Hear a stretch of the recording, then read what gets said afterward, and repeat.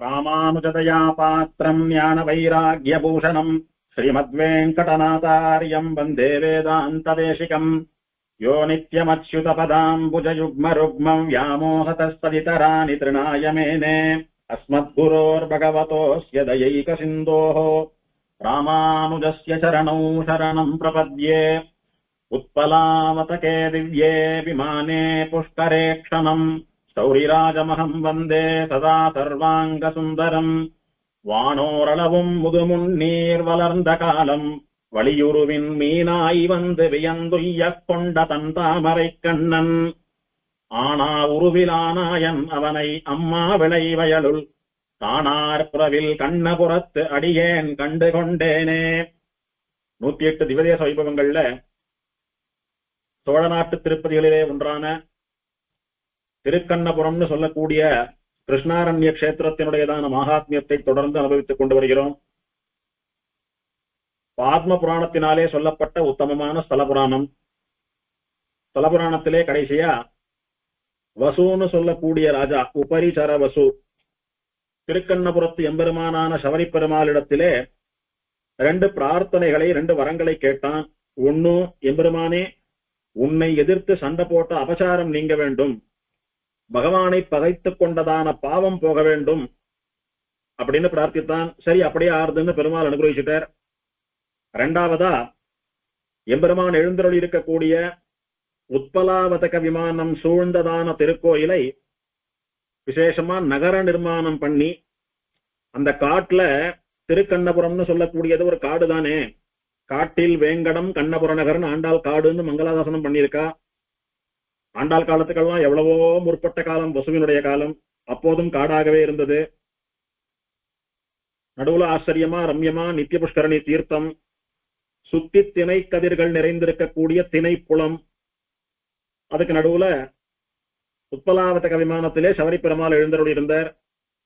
இப்படி வனாந்தரத்துல காட்டிலே பெருமாள் எழுந்தருளி இருக்கிறாரே, இவருக்கு ஒரு நகர நிர்மாணம் பண்ணி விசேஷமா கூட கோபுரங்கள் மாட மாளிகைகள் விமானங்களோடு கூட கோயிலை ஏற்படுத்த வேணும்.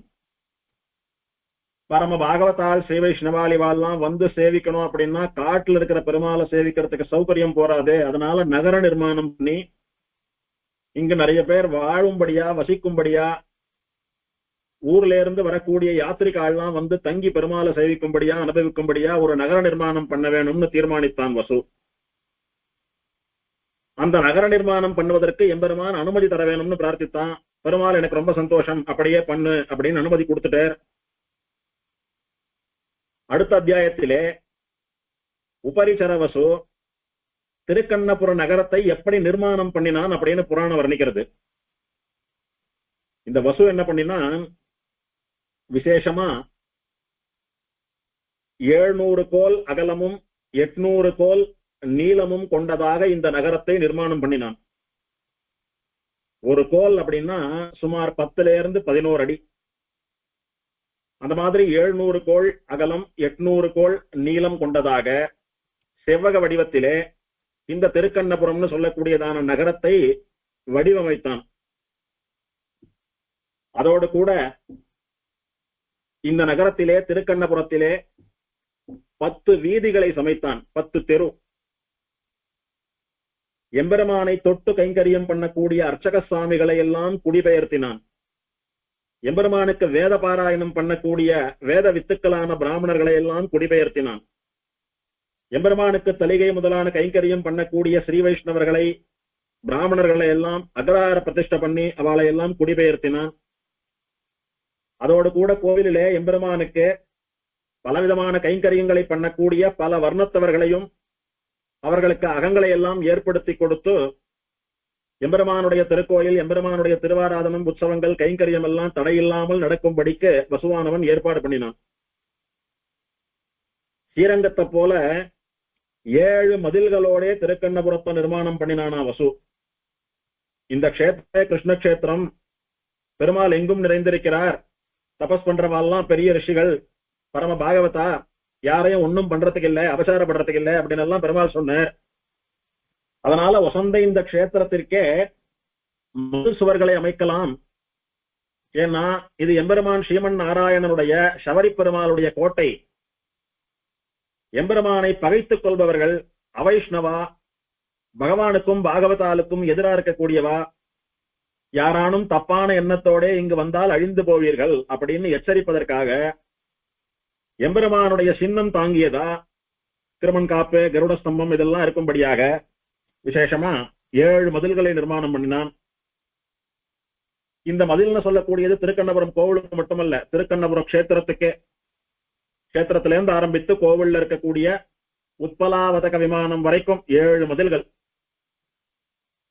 உத்பலாவதக விமானத்தை சூழ்ந்திருக்கக்கூடியது ஒரு மதில், அது முதல் மதில். அடுத்து தாயார் சன்னதி எல்லாம் சேர்ந்திருக்கக்கூடியது 2வது மதில். அடுத்து ராஜகோபுரத்தை சேர்ந்திருக்கக்கூடியது 3வது மதில். அந்த மாதிரி சமுத்திரக்கரை வரைக்கும் மொத்தம் 7 மதில்களை ஏற்படுத்தினான் வசு. இந்த 7 மதில்களையும் சுவாமி நம்மாழ்வார் ஆச்சரியமா மங்களாசாசனம் பண்ணியிருக்கிறார்.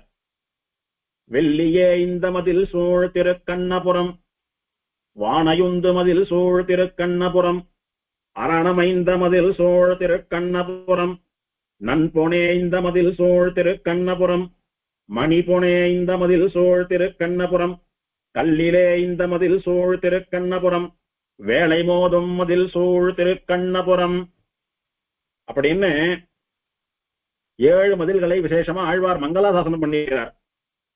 இந்த மாதிரி 7 மதில்களும் ஆழ்வாராலே மங்களாசாசனம் பண்ணப்பட்ட பெருமை வேற திவதேசத்துக்கு எங்கேயும் கிடையாது. அப்படி உத்தமமான ஆழ்வாருடைய அனுகிரகத்தை பெற்றதான, ஆழ்வாருடைய மங்களாசாசனத்தை பெற்றதான விசேஷமான மதில்கள். வெள்ளி ஏய்ந்த மதில் அப்படின்னா வெள்ளி தகடுகளாலே வேயப்பட்ட மதில், வெள்ளியை போல பிரகாசிக்கக்கூடிய மதில். வானை உந்து மதில் அப்படின்னா ஆகாசத்தை தொடும்படியா வளர்ந்து நிற்கிற மதில். அரண் அமைந்த மதில் அப்படின்னா அந்த மதில் சொல்லத்துக்குள்ள யாரும் ஏறி குதிக்க முடியாதபடிக்கு மிகவும் பாதுகாப்போட கூட அமைந்திருக்கிறதான ஒரு உத்தமமான மதில். நன்பொன் ஏய்ந்த மதில் அப்படின்னா பத்திரமாத்து தங்கத்தினாலே வேயப்பட்ட மதில். மணி பொன் ஏய்ந்த மதில் அப்படின்னா ஸ்வர்ணத்தினாலே வேயப்பட்டு அதற்கு மேல மணிகள்னு சொல்லக்கூடிய ரத்தனங்களாலே அலங்காரம் பண்ணப்பட்டதான மதில். அடுத்தது கல்லில் ஏய்ந்த மதில், நல்ல பாறைகளாலே கருங்கற்களாலே நிர்மாணம் பண்ணப்பட்டதான மதில், மிகவும் வலிமையானது. அடுத்தது வேலை மோதும் மதில். வேலை அப்படின்னா கடல் அலைன்னு அர்த்தம். வேலை மோதும் மதில் அப்படின்னா கடல் அலைகள் வந்து மோதக்கூடியதான மதில், அப்படின்னா சமுத்திரக்கரையிலே இருக்கக்கூடிய மதில். இந்த கஷேத்திரத்தினுடைய கிழக்கு எல்லையா சமுத்திரம் சொல்லப்பட்டிருக்கிறது. அதனால எல்லையில சமுத்திர அலைகள் வந்து மோதும்படியான பெருமை பெற்ற மதில் வேற எங்கேயும் கிடையாதுன்னு சொல்லும்படியா வேலை மோதும் மதில்னு சொல்லக்கூடிய மதிலோடு கூட 7 மதில்களோட இந்த திருக்கண்ணபுர நகரத்தை உபரிசரவசு நிர்மாணம் பண்ணினான். அதுல இப்போ 3 மதில் மட்டும்தான் உண்டு. மற்ற 4 மதில்கள் படையெடுத்து வந்த துஷ்ட ராஜாக்களாலே உடைத்தெறியப்பட்டு கால வெள்ளத்தினாலே அடித்து செல்லப்பட்டு இப்போது ராஜகோபுரம் வரைக்கும் இருக்கக்கூடியதான 3 மதில்கள் மட்டும்தான் உண்டு. உபரிசரவசு இந்த நகரத்தை எப்படி நிர்மாணம் பண்ணினான் அப்படின்னா யாரோ பூலோகத்துல இருக்கக்கூடிய கட்டட தொழிலாளிகளை வைத்தெல்லாம் நிர்மாணம் பண்ணல. இது தேவ காரியம், தேவாதி தேவனுடைய காரியம், எம்பெருமான் சபரி பெருமாளுடைய காரியம். அதனால தேவலோக சிற்பியான விஸ்வகர்மாவை கொண்டு இந்த நகரத்தை நிர்மாணம் பண்ணினான். பெருமாள் அனுமதி கொடுத்துட்டார். இந்திரன் வேற நண்பன் உபரிசரவசுவிற்கு இந்திரன் போனான். இந்திரா, உங்க லோகத்தில் இருக்கிற விஸ்வகர்மாவை அனுப்பி இங்க பெருமாளுக்கு ஒரு நகரமும் திருக்கோயிலும் நிர்மாணம் பண்ணணும்னு நினைக்கிறேன், நீ உதவி பண்ணணும்னு கேட்டான். இதை நாங்களே பண்ணிருக்கணும், எங்களுக்கு தோணாத போயிட்டு தோணி இருக்கு, ஏதோ உன்னுடைய கைங்கரியத்துல நாங்க ஒரு சின்ன பங்கு வகிப்பதா இருக்கட்டும் அப்படின்னு சொல்லி இந்திரன் உடனே விஸ்வகர்மாவை அனுப்பினான். விஸ்வகர்மாவும் எம்பெருமானுடைய பரம பக்தனானபடியினாலே ரொம்பவும் பக்தி சிரத்தையோடு கூட விசேஷமா இந்த திருக்கண்ணபுரத்தை வடிவமைத்தான்.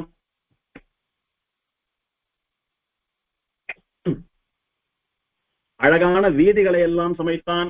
கைங்கரியப்படாலாம் தங்கறதுக்கு உத்தமமான இல்லங்களை எல்லாம் சமைத்தான். விசேஷமா 7 மதில்களை சமைத்தான். உத்தமமான ராஜகோபுரங்கள், விமானங்கள், சந்நிதிகள், மதில் சுவர்கள், மண்டபங்கள், உத்தியானவனங்கள் இவைகளோட கூட ரொம்ப ஆச்சரியமா கோவிலை நிர்மாணம் பண்ணினான் விஸ்வகர்மா. பூலோகத்தில் இது போல ஒரு அழகான நகரம் இல்லைன்னு சொல்லும்படியா அத்தனை ஆச்சரியமா விஸ்வகர்மா இந்த நகரத்தை நிர்மாணம் பண்ணினான். கோபுரங்கள், மண்டபங்கள், எம்பெருமான் சயனித்துக் கொள்வதற்கு விசேஷமான மஞ்சம்னு சொல்லக்கூடியதான கட்டில், பெருமாள் ஊஞ்சலாடுவதற்கான ஊஞ்சல், இப்படி தேவையான அத்தனை வஸ்துக்களையும் விஸ்வகர்மா நிர்மாணம் பண்ணி உபரிசரவசுவனிடத்திலே ஒப்படைத்தான். உபரிசரவசுவானவன் பரம ஸ்ரீ வைஷ்ணவர்களான சுவாமிகளை கொண்டு இதையெல்லாம் பிரதிஷ்டை பண்ணி நகர நிர்மாணம் பண்ணி எம்பெருமானுக்கு இதையெல்லாம் அர்ப்பணம் பண்ணினான். அதுல இருந்து விசேஷமா திருக்கண்ணபுரம்னு சொல்லக்கூடியதான நகரம், எங்கிருந்து வரக்கூடிய சேவார்த்தைகளும் வந்து தங்கி பெருமாளை சேவித்து செல்லக்கூடிய வசதிகளோடு கூட வரவாளுக்கெல்லாம் அன்ன ஆகாரம், பெருமாளுடைய பிரசாதத்தை வரவாளுக்கெல்லாம் வயிறார சாதம் போடும்படியான ஏற்பாடுகளை எல்லாம் பண்ணி, தீர்த்த சௌகரியம் எல்லாம் பண்ணி, எங்கிருந்து வரக்கூடிய அடியவர்களும் தங்கி பெருமாளை சேவித்து செல்லலாம்னு சொல்லக்கூடிய சத்திரங்களை எல்லாம் கூட ஏற்படுத்தி, விசேஷமா கைங்கரிய பராளுக்கெல்லாம் நிரவதிகமான சம்பாவனை எல்லாம் பண்ணி, பெருமாளுக்கு உற்சவங்கள் எல்லாத்தையும் விசேஷமா ஏற்பாடு பண்ணினான் வசு. பெருமாளும் தன் பக்தனான வசுவாலே சமர்ப்பிக்கப்பட்ட இத்தனையையும் ஏற்றுக்கொண்டு வசுவையும் எல்லா லோகங்களிலே இருக்கக்கூடிய எல்லாரையும் அனுகிரகித்துக் கொண்டு வந்தார் அப்படின்னு வியாசர் சொல்றார். அடுத்தபடியா சில தீர்த்தங்களினுடைய பெருமை பேசப்படுகிறது. ஏற்கனவே அடியன் சொன்னது போல திருக்கண்ணபுரத்துல நித்திய புஷ்கரணி பிரதானமான தீர்த்தம். ஆனால் அது மட்டும்தான் தீர்த்தம் இல்ல, இன்னும் சில தீர்த்தங்களும் உண்டு. அதை ஸ்தல புராணத்துல பார்க்கலாம்னு சொல்லியிருந்த அடியன். அதிலே வியாசர் இப்போ 3 தீர்த்தங்களை பத்தி சொல்றார். முதல்ல பிரதானமான தீர்த்தமான நித்திய புஷ்கரணியை சொல்லிட்டார். அதை தொடர்ந்து மற்ற 3 தீர்த்தங்களை பத்தி குறிப்பிடுகிறார். அதுல ஒன்னும் பூதாவட்டம் தீர்த்தம்னு பேரு. பூதாவட்டம். ஒரு சமயம் தக்ஷன் சந்திரனுக்கு சாபம் கொடுத்துட்டான். சந்திரனுக்கு தக்ஷன் மாமனார். தன் 27 பெண்களையும் சந்திரனுக்கு கல்யாணம் பண்ணி கொடுத்தான். அதுல ரோஹிணி மட்டும் ரொம்ப அழகானவோன்னு சந்திரன் எப்போதும் அவளோடையே இருந்து கொண்டிருந்தான். அதனால மத்த 26 பெண்களும் வருத்தப்பட்டா. ரோஹிணியை தவிர எங்களை எல்லாம் ஏறெடுத்தும் பார்க்க மாட்டேன்றார், நாங்கெல்லாம் ரொம்ப மனசு கஷ்டத்தோடு அழுதுண்டே காலத்தை ஓட்டுறோம் அப்படின்னு 26 பெண்களும் அப்பா இடத்துல போய் முறையிட்டா. தக்ஷனும் சந்திரனை வந்து கேட்டார், 27 மனைவிகள் அப்படின்னா 27 பேரோடையும் தானே நன்னா வாழணும், ஒருத்திய மாத்திரம் விசேஷமா கவனிச்சுட்டு மத்தவளையெல்லாம் நிர்கதியா விட்டா என்ன அர்த்தம்னு கேட்டார். அதெல்லாம் கேட்கறதுக்கு உனக்கு அதிகாரம் இல்ல, கன்னிகாதானம் பண்ணி கொடுத்தா எடுத்துன்னா வா, எனக்கு சொந்தமானவா, நான் என்ன வேணாலும் பண்ணிப்பேன் சந்திரன் அகங்காரத்துல பேசினான். அப்போ தக்ஷன் பிரஜாபதியானபடியினாலே ஒரு பிரஜாபதின்ற ஒரு மரியாதை இல்லாம மாமனார்ன்ற மரியாதை கூட இல்லாம அவமதித்து பேசினாயா, 26 ஸ்திரீகளை கண்ணீர் சிந்தும்படியாக பண்ணாயே, எந்த அழகும் இளமையும் இருக்கிறபடினா 26 பெண்கள் அழகு குறைவுன்னு அவளை ஒதுக்கி தள்ளிட்டோ பேரழகியான ரோஹிணியை மட்டும் அனுபவித்துக் கொண்டிருந்தாயோ, அப்படி அழகை வைத்து ஒருத்தர் மனசை கஷ்டப்படுத்தக்கூடியதான அகங்காரம் உனக்கு எப்படி வந்தது? அழகினாலும் இளமையினாலும் தானே வந்தது. அந்த அழகு இளமை ரெண்டும் போகும்படியா உன்னை சபிக்கிறேன் அப்படின்னு சாபம் கொடுத்துட்டான். ராஜயக்ஷ்மான்னு சொல்லக்கூடியதான நோய் வந்துடுத்து தக்ஷனுடைய சாபத்தினால சந்திரனுக்கு.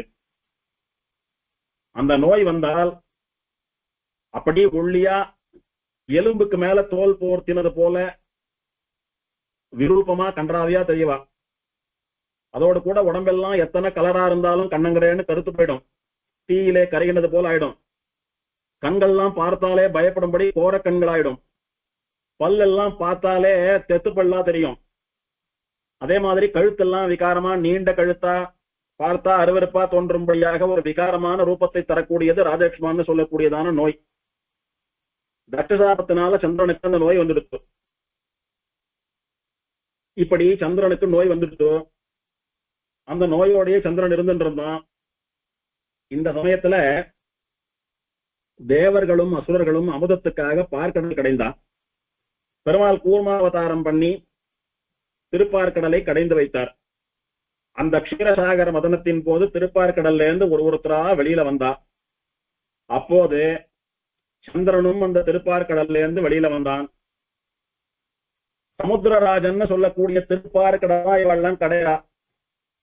அப்போ அதுல இருந்துதான் ஒருத்தரா வரா. அதுக்கெல்லாம் சாட்சி பூதனா அந்த திருப்பார்கடல் அரசன் சமுத்திரராஜன் சமுத்திர கரையில நின்றுட்டு இருக்கான். அந்த திருப்பார்கடலுடையதான அதிஷ்டான தேவதை சமுத்திரராஜன் நின்று இருக்கான். எல்லாரையும் பார்த்தா எல்லாம் நன்னாவே இருக்கா. உச்சை சிரவசே காமதேனு பிராட்டி யார் யார் வந்தாலும் எல்லாம் நன்னாவே இருக்கா. இந்த சந்திரன் மட்டும் அவ்வளவு கன்றாவியா இருக்கான் பாவம். அவனை பார்த்தாலே என்னமோ ஒரு மாதிரி அருவருப்பா இருக்கு. இன்னமும் தக்ஷன் சாபை விட்டு போலையே, இன்னமும் ராஜேஷ்மான்னு சொல்லக்கூடிய நோயை விட்டு போலையே பாவம் அப்படின்னு சமுத்திரராஜன் வருத்தப்பட்டான். தாயார சொல்றச்ச சமுத்திரராஜ புத்திரி அப்படின்னு திருப்பார்கடலுடைய பெண் அப்படின்னு சொல்றோம். ஏன்னா திருப்பார்கடல்ல இருந்து தோன்றிடவளானபடியினால திருப்பார்கடலுடைய புத்திரின்னு சொல்றோம். அந்த மாதிரி சந்திரன் திருப்பார்கடல்ல இருந்து தோன்றினபடியினாலே அந்த சமுத்திரராஜனுக்கு சந்திரன் பிள்ளை தானே. என் பிள்ளை இப்படி இருக்கானே அப்படின்னு வருத்தப்பட்டு அப்பனான சமுத்திரராஜன் திருக்கண்ணபுரம் சவரி பெருமாளை பிரார்த்திக்கிறான். எம்பெருமானே, என்னிடத்துல இருந்து வந்தவா எல்லாம் ரொம்பவே நன்னா இருக்கா, அழகா இருக்கா. இவன் ஒருத்தன் மட்டும் இப்படி விகாரமா விரூபமா இருக்கான், கண்டார் இகழும்படியாக இருக்கிறான். உன்னுடைய அனுகிரகத்தினால இவனுக்கு இந்த நோயை போக்கி அருள வேணும் அப்படின்னு சந்திரனுக்காக சமுத்திரராஜன் திருக்கண்ணபுரம் சவரி பெருமாளை பிரார்த்திச்சுட்டானாம். உடனே சவரி பெருமாள் என்ன பண்ணாராம், ஏற்கனவே பார்த்தோம் திருக்கண்ணபுரத்துல சவரி பெருமாளுடைய கைங்கரியத்திற்காக விஸ்வக்சேனர் மற்றும் அவருடைய படைத்தளபதிகள், அதோடு கூட எம்பெருமான் ஸ்ரீமன் நாராயணனுடைய பூதகணங்கள் இதெல்லாம் கொடுக்க எடுக்க நடந்துட்டு பாகவதாலுக்கு எந்த ஒரு கஷ்டமும் ஏற்படாதபடி திருக்கண்ணபுரத்தை காவல் காத்துண்டு ரட்சிச்சுட்டு வரான்னு பார்த்தோம். இன்னைக்கும் விஸ்வக்சேனருடைய படைகள் பூதகங்கள் எல்லாம் திருக்கண்ணபுரத்திலே உலாவிக் கொண்டு எல்லா பாகவத்தாலையும் ரட்சித்துக் கொண்டு வருகிறார்கள் புராணம் சொல்றது, வியாசர் சொல்றார். அந்த பூதகணங்கள்ல அப்படி காவல் காத்துண்டு நடமாடிட்டு இருந்த ஒரு பூதத்தை கிட்டவான்னு கூட்டாராம் பெருமாள். இப்படி அப்படி நடந்துட்டு காவல் காத்துட்டு வரா. அப்போ பெருமாளை கிராஸ் பண்ணி போன ஒரு பூதத்தை, ஸ்ரீ வைஷ்ணவ பூதத்தை பெருமாள் கிட்டவான்னு கூட்டார். அந்த பூதம் வந்து பெருமாளை சேவித்து அடியன் என்ன பண்ணணும்னு கேட்டதான். அப்போ தக்ஷனுடைய சாபத்தினால் சந்திரனுக்கு ராஜேக்ஷ்மா நோய் வந்து அவன் விகாரமா ஆயிட்டான். இருந்தாலும் சமுத்திரராஜன் அந்த நோய் அவனுக்கு போய் அவன் சஸ்தமா மத்தவாலாட்டமா நன்னா இருக்கணும், அழகா இருக்கணும் அப்படின்னு என்னண்ட வந்து சரணாகதி பண்ணி பிரார்த்திச்சுண்டான். சரணாகதி பண்ணவால நான் ஒருபோதும் கைவிடுறதில்லை. அதனால நீ என்ன பண்ற, நேர சந்திரனண்ட போ, அவனை பிடித்திருக்கிற ராஜேக்ஷ்மான்னு சொல்லக்கூடிய நோயை பிடிச்சிட்டு வந்து என்னண்ட ஒப்படை, சந்திரனை அந்த நோயில இருந்து விடுபட செய் அப்படின்னு பெருமாள் அந்த பூதத்திற்கு கட்டளையிட்டார். உடனே அந்த பூதம் சந்திரன் இருக்கிற இடத்துக்கு போச்சு. போய் சந்திரனை பிடிச்சிருக்கிற ராஜேக்ஷ்மான்னு சொல்லக்கூடிய நோயை, அந்த நோயுடைய அதிஷ்டான தேவத்தையை அப்படியே கழுத்தை பிடிச்சி தரதரன்னு இழுத்துட்டு வந்தது.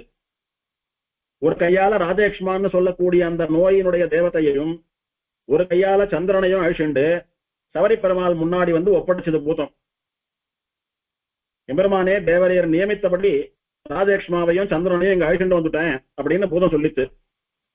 உடனே பெருமாள் சொன்னார், ராஜேக்ஷ்மாவை நான் பாத்துக்கிறேன், சந்திரனுக்கு இந்த நோய் நீங்கும்படியா நீ தீர்த்தமாக மாறு அப்படின்னு பெருமாள் சொன்னார். உடனே இந்த பூதம் பூதாவட்டம் என்கிற தீர்த்தமாக ஒரு புஷ்கரணியா ஒரு குளமா மாறித்து. சந்திரா, நீ அதுல போய் தீர்த்தமாடுன்னு பெருமாள் நியமித்தார்.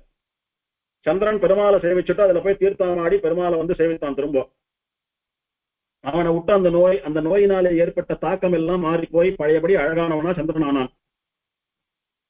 பெருமாள் இந்த ராஜேக்ஷ்மான்னு சொல்லக்கூடிய நோயை என்ன பண்ண போறாரோ, ஒருவேளை அழிச்சுடுவாரோ அப்படின்னு பயந்துட்டு மற்ற நோய்கள்லாம், அதாவது மற்ற வியாதிகளினுடைய தேவதைகள்லாம் பெருமாளை தேடி ஓடி வந்துடுத்து. யக்ஷ்மா அப்படின்னா நோயின்னு அர்த்தம், வியாதின்னு அர்த்தம். ராஜயக்ஷ்மா அப்படின்னா வியாதிகளுக்கெல்லாம் ராஜா. நம்ம ராஜாவை பெருமாள் இந்த பூதமானது பெருமாளுடைய நியமனத்தின்படி அழிச்சுட்டு போயிடுத்து. பெருமாள் கோபமா இருக்கிறோன்னவோ, நம்ம ராஜாவை ஏதானோ பண்ணிட்டாரானா நம்ம நிலைமை என்ன ஆகுது, நம்மளை எல்லாம் யார் ராஜ்யம் பண்றது அப்படின்னு மற்ற வியாதிகள் எல்லாம் பெருமாள் சன்னதிக்கு பதறிண்டே போச்சான். போய் எங்க ராஜாவான இந்த ராஜயக்ஷ்மாவை மன்னிச்சு விட்டுடணும், நீங்க சொன்னபடி சந்திரனிடத்துல இருந்து அவன் வந்துட்டானோன்னு, அதுவே போறோம்னு அவனை விட்டுடணும், அவனை அழிக்க வேண்டாம், எங்களுக்காக அவனை மன்னிச்சுடுங்கன்னு மற்ற வியாதிகள்லாம் பெருமாளை பிரார்த்திச்சு கொடுத்தான். அப்போ பெருமாள் பூதத்தண்ட சொன்னாராம், நான் உன்னை என்ன சொன்னேன், சந்திரனை பிடிச்சிட்டு இருக்கிற ராதேக்ஷ்மான்னு சொல்லக்கூடிய நோயை அழிச்சுட்டு சந்திரனை பரிபூர்ணமா சுத்தி பண்ணி அனுப்புன்னு சொன்னேன். ஆனா நீயோ சமர்த்தனா 2 பேரும் என்னன்னு அழிச்சுட்டு வந்த. இப்போ சந்திரனிடத்துல இருந்து அந்த நோய் போயிடுத்து, அது போறோம். இந்த வியாதிகள்லாம் சரணாகதி பண்ணின்றதுனால இவாளுக்கும் நான் அனுகிரகம் பண்ண வேண்டி இருக்கு. சமுத்திரராஜன் பண்ணின சரணாகதிக்காக சந்திரனுக்கு ராஜேக்ஷ்மா நோயை இல்லாத பண்ணிட்டேன். இப்ப இந்த வியாதிகள்லாம் பிரார்த்திச்சுன்றதுனால அவளுடைய ராஜாவான ராஜேக்ஷ்மாவை ஒண்ணும் பண்ணாதே விட்டுடு அப்படின்னு சபரி பெருமாள். சரின்னு பெருமாள் நியமனம் ஏதோ அதே பண்றேன்னு பூதமும் ராஜேக்ஷ்மாவை சம்ஹாரம் பண்ணாம போனா போறதுன்னு விட்டுடுத்து. இப்போ சந்திரன் பழையபடி ரொம்ப அழகானான். அவனை பார்த்து பெருமாள் சந்தோஷப்பட்டார். எப்படி வரச்ச எப்படி விரூபமா கண்டதாகவே வந்தான், இப்ப ரொம்ப ஆச்சரியமா ரொம்ப அழகா மாறிட்டானே, ரொம்ப நல்லா இருக்கா இப்போன்னு பெருமாள் அவனை பார்த்து சந்தோஷப்பட்டார். சந்தோஷப்பட்டுட்டு சந்திரன் ஜலபுஷ்பம் போல இருக்கக்கூடியவனா, குளிர்ச்சியா நீரிலே மலரக்கூடிய புஷ்பம் எப்படி குளிர்ச்சியா வெண்மையா அழகா இருக்கிறதோ, வெள்ளை தாமரை அதெல்லாம், அந்த மாதிரி சந்திரனை பார்த்தா ஒரு ஜல புஷ்பமாட்டம் தெரிஞ்சானாம் பெருமாள் கண்ணுக்கு.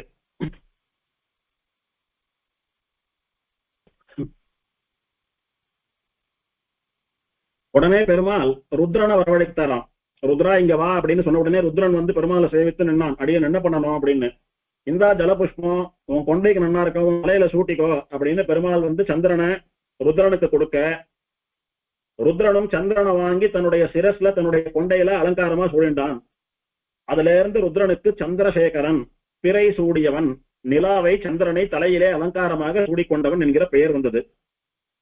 சொல்லிட்டு இப்போ அந்த எம்பெருமானாலே ஏவப்பட்ட ஸ்ரீ வைஷ்ணவ பூதம் சொல்றது, இப்போ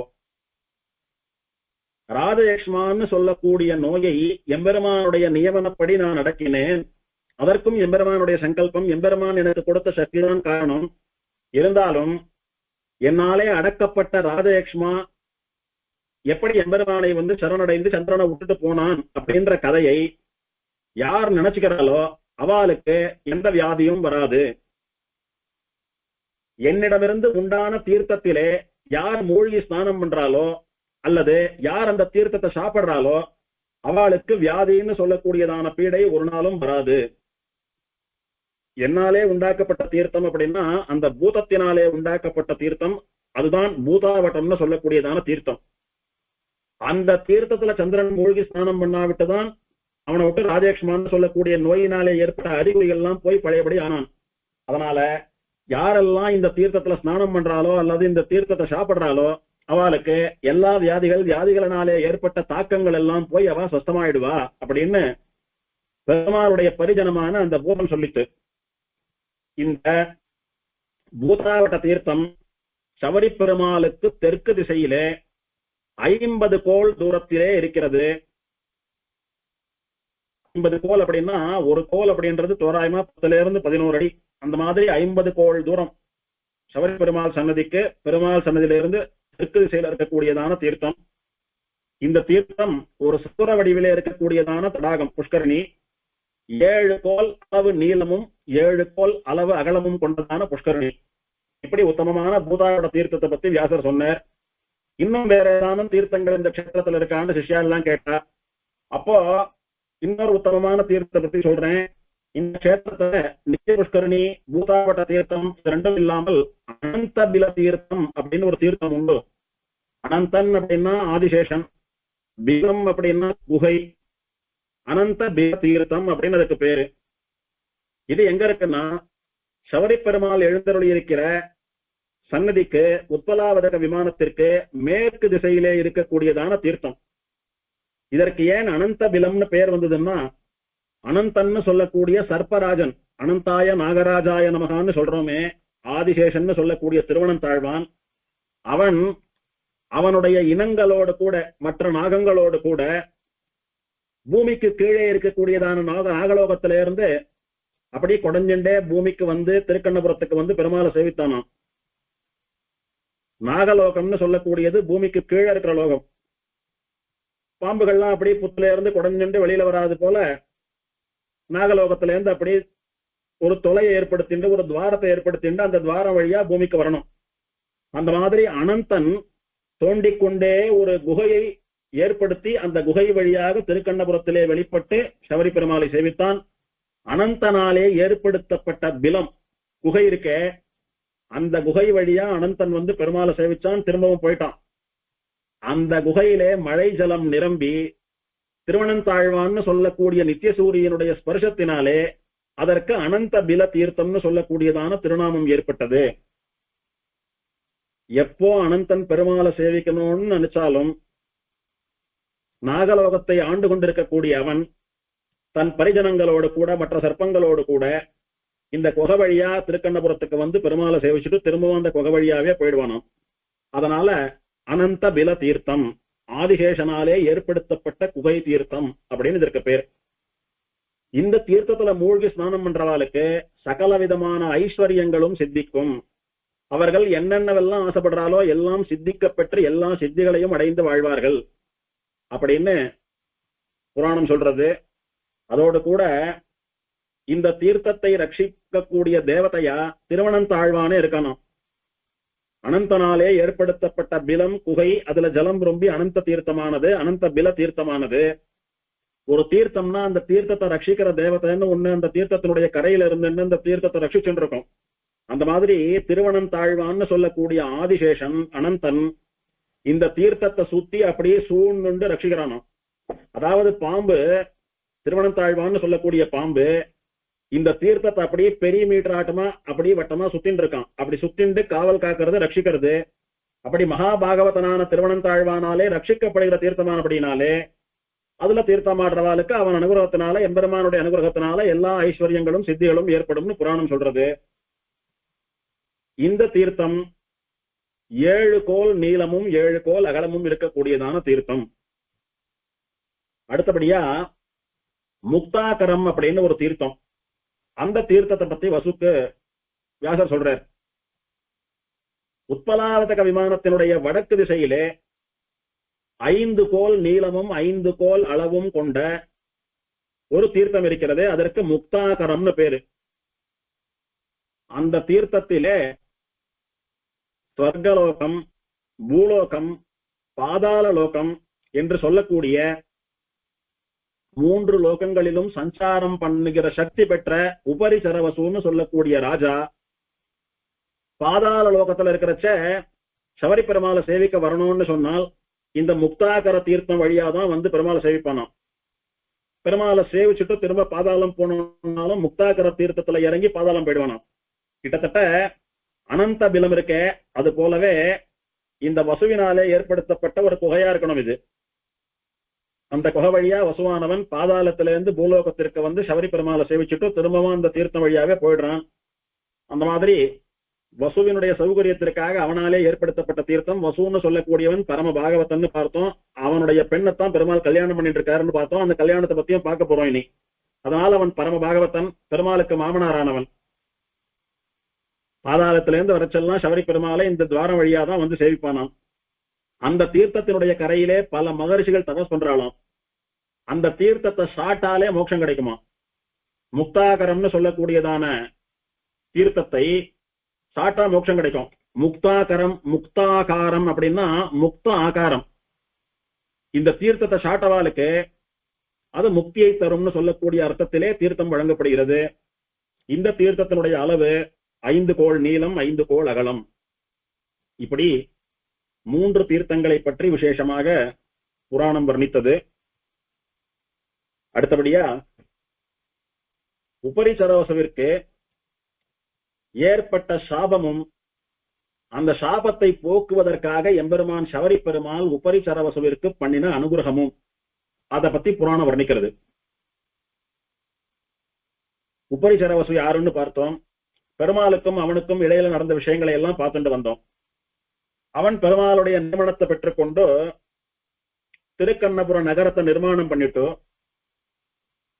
கோவில் கைங்கரியத்திற்காக நிறைய விளைநிலங்கள், நிறைய வயல்கள், கழனிகளை எல்லாம் பெருமாள் பெயர்ல எழுதி வைத்தான். இதுல இருந்து வரக்கூடிய பயிர்கள் எல்லாம் கொண்டு பெருமாளுக்கும் பாகவதாலுக்கும் நைவேத்தியமும் ததியாராதனமும் நடக்கணும்.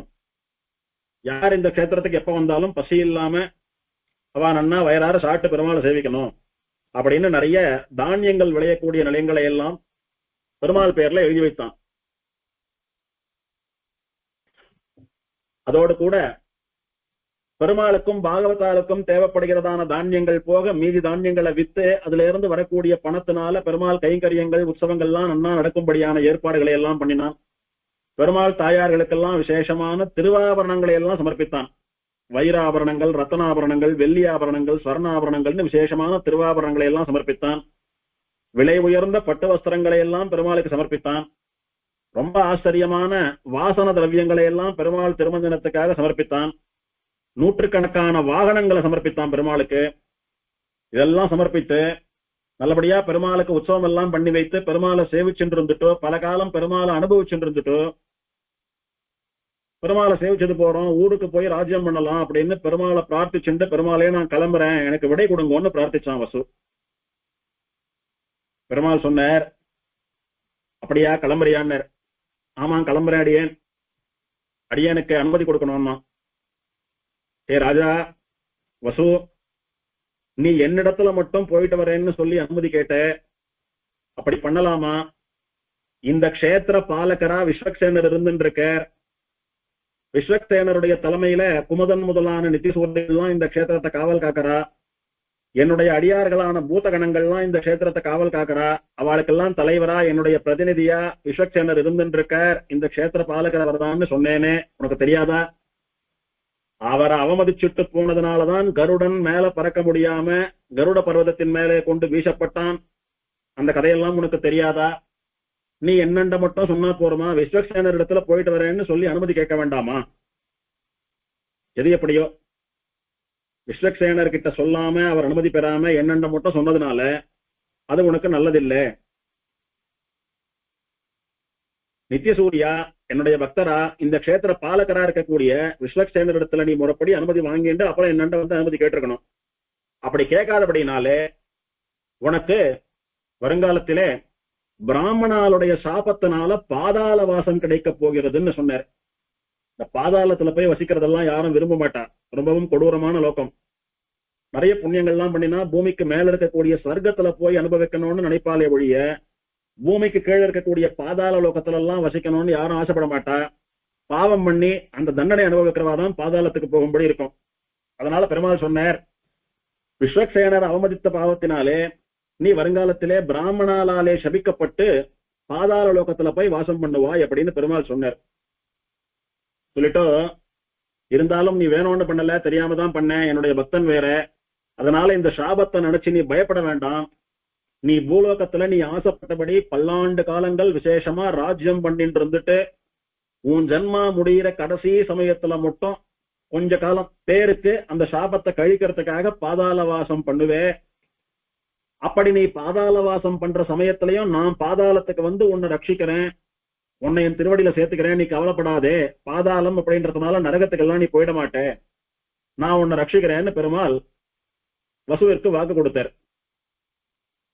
அவனும் எல்லாம் தெரிஞ்சிருந்தும் முறைப்படி விஸ்வக்சேனர் இடத்துல சொல்லாம இப்படி அபச்சாரப்பட்டுட்டோமே, பாதாள வாசம் எல்லாம் கிடைக்க போறது, பிராமண சாபம் எல்லாம் கிடைக்க போறதுன்னு பெருமாள் சொல்றாருன்னு கொஞ்சம் பயந்துட்டே அதை சொன்ன பெருமாள், கவலைப்படாதே, இப்ப நடக்காது, என்னைக்கோ ஒரு நாள் நடக்கும், கொஞ்ச காலம் தான் நடக்கும், அப்போ நானும் வந்து உன்னை ரட்சிக்கிறேன்னு வேற சொல்லியிருக்காரு, இதுக்கு மேல என்ன வேணும் அப்படின்னு பயத்தோடையும் ஒரு தைரியத்தோடையும் பயமும் தைரியமும் கலந்து பெருமாளை சேவிச்சுட்டு விஸ்வக்சேனரையும் சேவிச்சுட்டு ரெண்டு பேருண்டையும் முறையா அனுமதி வாங்கிட்டு புறப்பட்டான்.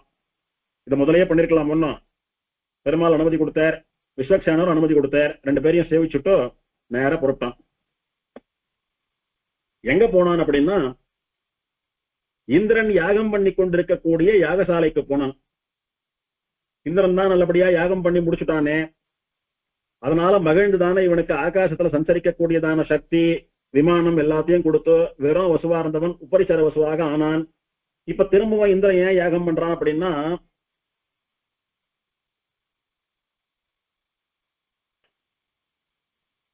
இப்போ அந்த யாகம் நடக்கிற சமயத்துல என்னென்ன நடந்ததுன்றத பின்னாடி சொல்றது புராணம். அது வேற யாகம், இது வேற யாகம் அல்ல, ரெண்டும் ஒண்ணுதான். அப்போ முக்கியமா அந்த யாகம் நடக்கிற சமயத்துல அசுரா எல்லாம் தேவலோகத்தை தாக்கிண்டு வந்தா அவளை போய் சம்ஹாரம் பண்ணிட்டு அவளை ஓட ஓட விரட்டிட்டு தேவர்களை எல்லாம் அழிச்சுட்டு வந்து யாகத்தை பூர்த்தி பண்ணி வச்சு எல்லாம் பெருமாளை சேவித்தான்ற வரைக்கும் அங்க வர்ணிக்கப்பட்டது. அதுக்கு முன்னால அதுக்கு நடுவுல அதுக்கு பின்னால நடந்த விஷயங்கள்ல முக்கியமான விஷயத்த புராணம் பின்னால சொல்றது. இது வேற யாகம், அது வேற யாகம் அல்ல, ஒரே யாகம் தான். பெருமாளையும் விஸ்வக்சேனரையும் வணங்கி வழிபட்டு இந்திரனுக்கு கொடுத்த வாக்க நிறைவேற்றுறதுக்காக இந்திரன் யாகம் பண்ணக்கூடிய யாக பூமிக்கு போனான். இவன் போன நேரம் யாகத்துல ஹவிஸ் சமர்ப்பிக்கிறதுக்காக பசுக்கள், அதாவது 4 கால் பிராணிகள், அஸ்வமேத யாகமா இருந்தா குதிரை, அந்த மாதிரி பிராணிகளை விசேஷமா யூபஸ்தம்பம்னு சொல்லக்கூடியதான அந்த பிராணிகளை பசுக்களை கட்டி வைக்கக்கூடியதான ஸ்தம்பத்திலே ஒரு கயரால கட்டி வைப்பான். அந்த ஸ்தம்பத்துக்குன்னு பண்ணக்கூடிய விசேஷமான பூஜைகள்லாம் உண்டு, அந்த பசுக்கான பூஜைகள்லாம் உண்டு. அதுக்கப்புறம் அந்த பசுவினுடையதான உறுப்பை யாகம் பண்ணுவா. அதுக்காக யூபஸ்தம்பத்துல நிறைய பசுக்களை எல்லாம் கட்டி வச்சிருக்கா. அந்த பசுக்கள் எல்லாம் கதறின்னு இருக்கான். நம்மளை பிடிச்சாந்து கட்டி வச்சிருக்கா, நெருப்பு வேற திகுதிகுன்னு இருக்கு, நம்மளை எப்படியும் கொண்டுட போறா அப்படின்னு பசுக்கள்லாம் பிராணன் போறதுன்னு அழுதுன்னு இருக்கான், கதறின்னு இருக்கான். இந்திரனுடைய யாகத்துக்கு நிறைய ரிஷிகள்லாம் வந்தாலும் யாகத்தை நடத்தி வச்சுட்டு இருக்கா, வாத்தியார்களா இருந்து வேதபாராயணம் எல்லாம் பண்ணிட்டு இருக்கா. சில ரிஷிகள் பிரம்மாவா இருந்து யாகத்தை நிர்வாகம் பண்ணிட்டு இருக்கா. அந்த ரிஷிகள்லாம் கருணை உள்ளம் கொண்டவர்களான அப்படின்னால அவ என்ன நினைச்சாலாம், எதுக்காக ஒரு பிராணியை கொண்டு யாகம் பண்ணணும், கொல்றதுக்கு முன்னாடியே பாவம் கதறது அழறது கொல்றதை எப்படி துடிக்கும், அதுக்கு எதுக்கு அந்த மாதிரி ஒரு பிராணியை ஹிம்சை பண்ணி யாகம் பண்ணிட்டு பேசாம பசுக்கள் ஆட்டமா அரிசி மாவால ஒரு பொம்மை பண்ணி புரோட்டாசம் அப்படின்னா அரிசி மாவிலே பண்ணக்கூடிய பலகாரம், ஒரு அடை போல ஒரு கொழுக்கட்டை போலன்னு வச்சுக்கலாம். அதுல பசுவினுடைய உருவத்திலே ஒரு புரோட்டாசம் பண்ணி அதை கொண்டு யாகம் பண்ணலாமே, எதுக்கு நிஜமான பசுவை பண்ணி ஹிம்சை பண்ணிட்டு பாவம். அதனால ரிஷிகள்லாம் சேர்ந்துட்டு இந்திரனுக்கும் தேவர்களுக்கும் சொன்னான், இந்த பசுக்களை எல்லாம் கொள்ள வேண்டாம் பாவம், ஜீவன்கள்லாம் கதறது அழுறது பார்த்தாலே பாவமா இருக்கு ரொம்ப. புரோட்டாசத்தினால பண்ணப்பட்ட பசு, அந்த பொம்மை பசுவை மாவு பசுவை வச்சுட்டு பிஷ்ட பசுன்னு பேரு. பிஷ்டம் அப்படின்னா மாவு, மாவினாலே பண்ணப்பட்ட பசுவை வைத்துக் கொண்டு யாகம் பண்ணலாமே அப்படின்னு ரிஷிகள்லாம் ஏகமனதா எல்லாருமா சேர்ந்து முடிவு பண்ணி தேவர்களிடத்துல சொன்னான். தேவர்கள்லாம் சொன்னா, யாகங்கள்லாம் ஸ்ரௌத கர்மாக்கள்னு பேரு. ஸ்ரௌதம் அப்படின்னா ஸ்ருதியிலே சொல்லப்பட்டது, வேதத்திலே சொல்லப்பட்ட கர்மாக்கள். இதெல்லாம் இத பண்றதெல்லாம் நம்ம இஷ்டத்துக்கும் மாற்றங்களை எல்லாம் பண்ணிக்க முடியாது. வேதம் என்ன சொல்றதோ அதுதான் பண்ணணும். வேதத்துல நிஜமான பசுக்களை கொண்டுதான் யாகம் பண்ணணும்னு சொல்லியிருக்கு. அப்படி பண்ணாதான் யாகம் பூர்த்தியாகும். அப்படி பண்ணினாதான் அந்த யாகத்துல தேவதைகளான எங்களுக்கெல்லாம் பங்கு கிடைக்கும், ஹவிஸ் கிடைக்கும். வேதம் சொல்லக்கூடியதான முறையெல்லாம் மாத்திட்டோ தோன்றித்தனமா ஏதோ பண்ணினா யாகமும் பூர்த்தி ஆகாது, ஸ்தாபமும் நேரும், எங்களுக்கும் ஹவிஸ் கிடைக்காது. அதனால நாங்க இதை ஒத்துக்க மாட்டோம், எங்களுக்கு நிஜமான பசுவை கொண்டுதான் யாகம் நடக்கணும் அப்படின்னு தேவர்கள்லாம் ஏகமனதா சேர்ந்து ரிஷிகளை பார்த்து சொன்னான். ரிஷிகளுக்கும் தேவர்களுக்கும் இது பெரிய விவாதமா போயிட்டு இருக்கு. மாவு பசுவை வச்சுட்டு யாகம் பண்றதா, நிஜமான பசுவை வச்சுட்டு யாகம் பண்றதான்னு பெரிய சண்டையாயிட்டு இருக்கு. அந்த சமயத்துக்கு வசு அங்க போய் சேர்ந்தான். வசுவை பார்த்த உடனே 2 பேரும் அப்படியே பேசுறத, சண்டை போடுறத, வாதம் பண்றத நிறுத்தினான். இந்த வசு தர்மம் தவறாத ராஜாவாச்சே, ரொம்ப நல்லவன், பக்தன், தேவர்களுக்கெல்லாம் சகாயம் பண்ணக்கூடியவன், ரிஷிகளை எல்லாம் தெய்வமா வணங்கக்கூடியவன். இவன் ஒரு நாளும் தப்பான தீர்ப்பு சொல்ல மாட்டான், நியாயமான தீர்ப்பு தான் சொல்லுவான். இவனிடத்துல 2 பேருடைய கட்சியையும் சொல்லலாம், 2 பேருடைய வாதத்தையும் சொல்லலாம். இவன் என்ன தீர்ப்பு சொல்றானோ அதன்படி மேல முடிவு பண்ணிக்கலாம் அப்படின்னு ரிஷிகளும் தேவர்களும் பேசிண்டா ஏகமனசா ஒத்துண்டா. வசு அங்க போனான், எல்லாரையும் சேவித்தான். என்ன நடக்கிறது இங்கன்னு கேட்டான். நீ நல்லபடியா சொர்க்கத்துக்கு போய் சொர்க்கத்தை படையெடுத்து தேவர்களை எல்லாம் தாக்க வந்த அசுரர்களை எல்லாம் ஓட ஓட விரட்டிட்டோ, சில பேரை சமாதானம் பண்ணிட்டோ, தேவலோகத்தை ரட்சித்து கொடுத்த அதுக்கு ரொம்ப நன்றி. இந்த யாகத்தையும் நல்லபடியா ரட்சிச்சு தரணும்னு நான் பிரார்த்திச்சிடனே, ஞாபகம் இருக்கா? இந்த யாகம் பண்றதுல ஒரு சின்ன விவாதம், சர்ச்சை வந்திருக்கு, அதுக்கு நீ மத்தியஸ்தனா இருந்து தகுந்த நியாயமான தீர்ப்பை சொல்லணும்னு இந்திரன் கேட்டுட்டான் வசுவை. வசு என்ன பண்ணா, 2 கட்சியும் யோசிச்சான், தீவிர யோசிச்சான். யோசிச்சுட்டு அவன் மனசுக்குள்ள நினைச்சுக்கிறான், தேவர்கள் சொல்றதுதான் சரின்னு சொன்னா ரிஷிகள் சபிச்சுடுவா, ரிஷிகளுடைய சாபத்துக்கு ஆளாகும். ரிஷிகள் சொல்றதுதான் சரின்னு சொன்னா தேவர்களுடைய சாபத்துக்கு ஆளாகும். எப்படியும் சாபம் வர்றதுன்றது உறுதியா போயிடுச்சு. இப்போ ரிஷிகள் கருணையினால பசுக்களை எல்லாம் கொல்ல வேணான்னு சொல்றா, அதுதான் சரின்னு சொன்னா அப்ப வேதத்திலே சொல்லப்பட்டபடி நாங்க சொல்றது தப்பான்னு தேவர்கள் கோச்சுண்டு சாபம் கொடுப்பா. தேவர்கள் சொல்றதுதான் சரின்னு சொன்னா அப்ப ரிஷிகளான எங்க வாக்குக்கு என்ன மரியாதை, எங்களை அவமதிக்கிறியா, எங்க கருணைக்கு என்ன மதிப்பு, எங்க சாத்வீக குணத்திற்கு என்ன மதிப்பு, எங்க தியாகத்துக்கு என்ன மதிப்புன்னு அவ சபிப்பா. எப்படியோ நமக்கு சாப நிச்சயமா எடுத்து இவ 2 பேர்கிட்ட இருந்து யாரோட சாபமான வர போறது, அதுல இருந்து நாம தப்ப போறது இல்லை. அதனால என்ன பண்ணலாம்னு யோசிச்சான். கொஞ்ச நேரத்துக்கு முன்னாடி பெருமாள் கிட்ட நடந்த விஷயங்களை எல்லாம் யோசிச்சு பார்த்தான். உனக்கு பிராமண சாபம் வரப்போறது, அதனால நீ பாதாள வாசம் பண்ண வேண்டிய வேலை வரும், நாங்க வந்து உன்னை ரட்சிக்கிறேன்னு பெருமாள் சொன்னார் இல்லையோ, அதை நினைச்சுட்டான். பெருமாள் நமக்கு பிராமண சாபம் வரும்னு சொல்லியிருக்கார். அதுக்கேற்ற மாதிரி இந்த பிராமண ரிஷிகள்லாம் நம்மள ஒரு கேள்வி கேட்கிறா, தேவர்களும் கேள்வி கேட்கிறா. இப்ப தேவர்கள் சார்பா சொன்னா ரிஷிகள் கோபத்துக்கு ஆளாவோம், பெருமாள் சொன்னதும் நிறைவேறிடும். அதனால தேவர்கள் பக்கம்தான் சரின்னு தீர்ப்பு சொல்லி பிராமணாலான ரிஷிகளுடைய சாபத்துக்கு ஆளாவோம். அப்ப பெருமாள் வாக்கு பொழைச்சிடும். வசவே உனக்கு பிராமண சாபம் வரப்போறதுன்னு சொன்னாரோன்னு, அதுதான் நடக்க போறதுன்னு பெருமாள் முன்னாடியே சொல்லிட்டார். வாஸ்தவத்துல பெருமாள் என்ன பண்ணிருக்காரு அப்படின்னா,